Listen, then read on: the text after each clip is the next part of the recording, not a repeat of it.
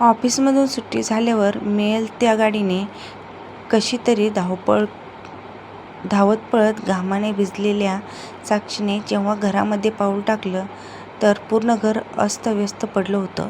दोन्ही मुले हातामध्ये वेफर्सचे पॅकेट घेऊन पप्पा रमेशसोबत टीव्ही बघण्यात व्यस्त होते. साक्षीने घरात येताच टीव्हीचा रिमोट हातात घेऊन टीव्ही बंद केला. त्यामुळे तिचा नवरा रमेश जोरात तिच्यावर ओरडला, वेड लागलाय का तुला? आता पिक्चरचा क्लायमॅक्स झाला होता आणि तू टीव्ही बंद केलास. आपल्या पप्पांना असं ओरडताना बघून दोन्ही मुलं घाबरली आणि धावत जाऊन आपल्या आईच्या पदराआड लपून बसली. तेव्हा साक्षी रमेशला म्हणाली, किती जोरात ओरडतो आहेस? बिचारी मुलं घाबरली. थोडं हळू बोलत जा. घर आहे.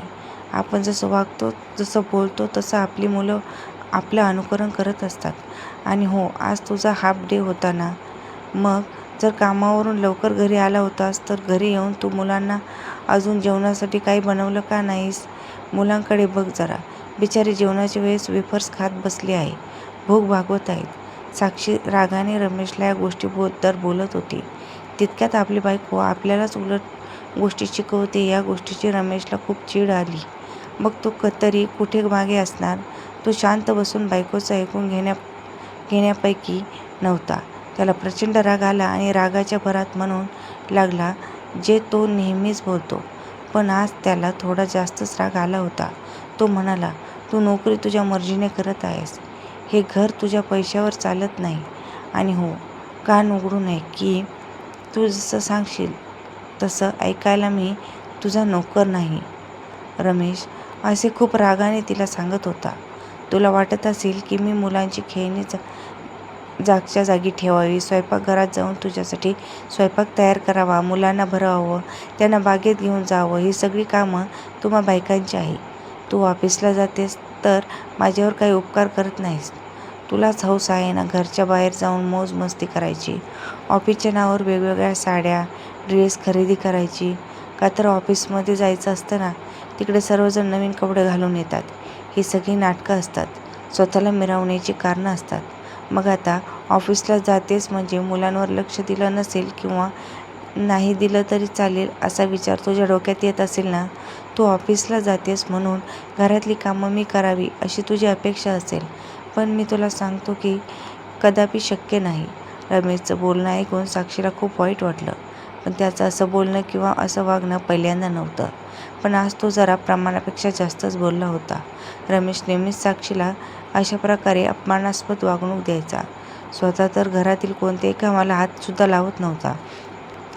घरातील सर्व कामाची जबाबदारी एकट्या साक्षीवर होती आणि त्यात भर म्हणजे रमेशचं असं वागणं म्हणजे साक्षी आतून खूप तुटून जायची. एवढी सर्व घटना झाली तरी साक्षी लगेच कपडे बदलून किचनमध्ये आली आणि डाळ भाताचा कुकर लावू लागली. कारण मुलांना खूपच भूक लागली होती. तसंच तिने एका बाजूला बटाट्याची भाजीही तयारीला केली. थोड्याच वेळात तिने तिच्या मुलांना डाळ भात आणि भाजी वाढून दिली. मुलं भुकेने खूप व्याकुळ झाली होती. मुलांचं जेवण झाल्यानंतर तिने त्यांचा अभ्यास घेतला आणि त्यांना झोपवण्यासाठी खोलीत ठेवलं. मग रमेश तेवढ्यात काय म्हणतो? त्यानंतर तिने किचनमध्ये जाऊन रमेशसाठी आणि स्वतःसाठी जेवणाचं ताट वाढून घेतलं. जेवणाचं एक ताट तिने रमेशसमोर काहीही न बोलता गप्पपणे ठेवून दिलं. ताटात फक्त डाळ भात आणि भाजी बघून रमेश परत चिडला आणि म्हणाले, हे काय, फक्त डाळ भात आणि भाजी बनवली आहेस? तू चपात्या का नाही बनवल्यास?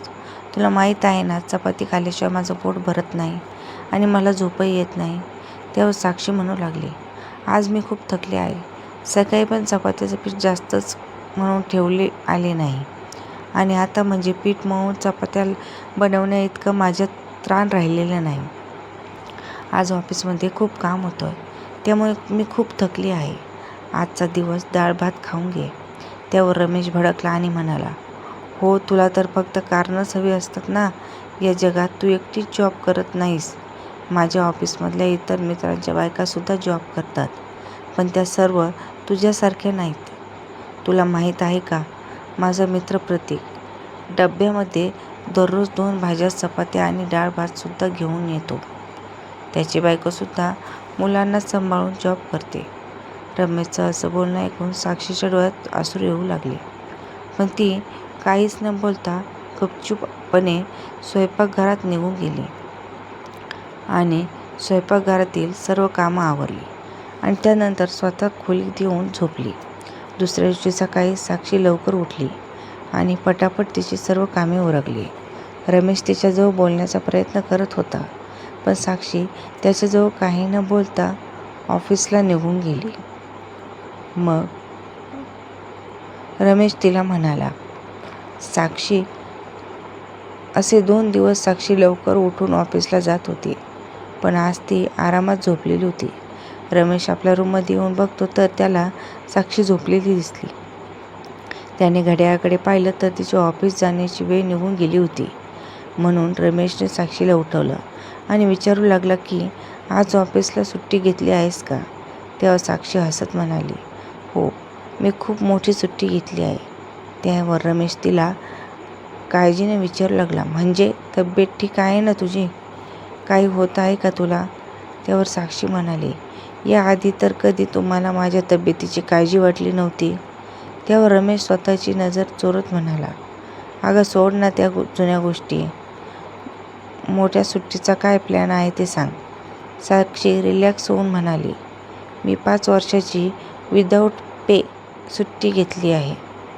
तुम्हाला तर माहीतच आहे, ज्या कंपनीमध्ये मी नोकरी करते ती कंपनी माझ्या वडिलांच्या मित्रांची आहे. त्यामुळे माझं लीव ॲप्लिकेशन अगदी सहजपणे मंजूर झालं आहे. साक्षीचं असं बोलणं ऐकून रमेशच्या चेहऱ्यावरचे रंग उडाले. तो म्हणू लागला की काय गमत आहे साक्षी?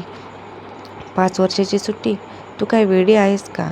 तुला माहीत आहे ना, अजून आपल्या फ्लॅट आणि कारची EMI चालू आहेत आणि तसंच मुलांच्या शाळेची फी इतकी वाढली आहे. हे सगळं माझ्या एकट्यांच्या पगारामध्ये कसं काय मॅनेज होईल? त्यावर साक्षी त्याला म्हणते, तू.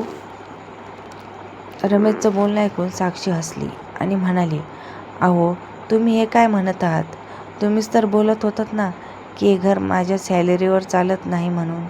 मी तर फक्त माझी हौस पूर्ण करण्यासाठी ऑफिसला जाते आणि हो, आता मात्र 5 वर्ष मी नक्कीच माझी हौस पूर्ण करणार आहे.